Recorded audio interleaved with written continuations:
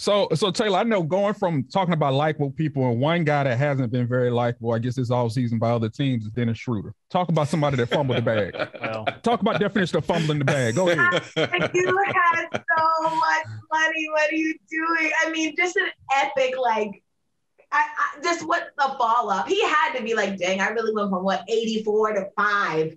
It's just like, that is like a major fall off. Like, you know what I mean? It's not like when you a couple mil. It's a big change. I just would love to know what he was thinking in his head, like why he decided not to go for that. I don't know. And that to me screams agent or somebody in his ear that's like, we can get you more than this. You know what I mean? Talking him up in his own head a little bit because why you turned down that deal, I don't know.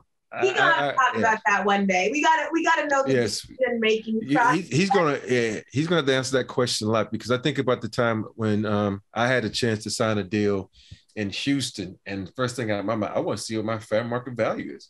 Next thing you know, me and Sam Cassell is in a trade with Barkley, and we out of there. And so I think about if you sign if you sign that deal early, you sign that deal early, you don't get traded. And so, and also I think about times when you think about IT, and IT's situation was totally different where he didn't sign the deal and he got hurt.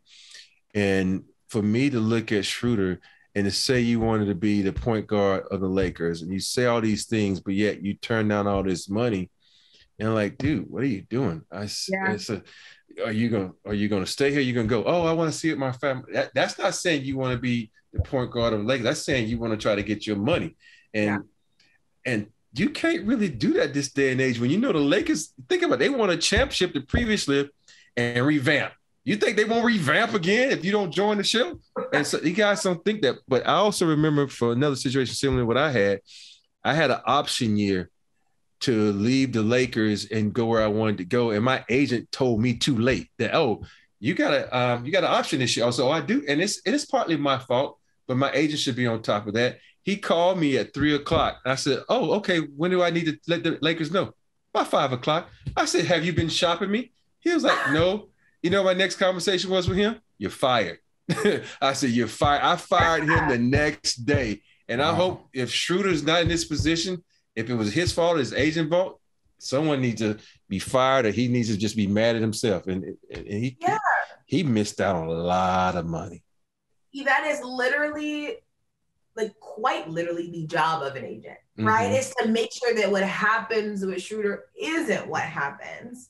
So I do hope, and like I said, we don't know the ins and outs. I don't know, maybe with Schröder it was like a chance at, who knows, right? At the end of the day, I guess you have to listen to the player. But it's just like he gotta talk about what happened with that.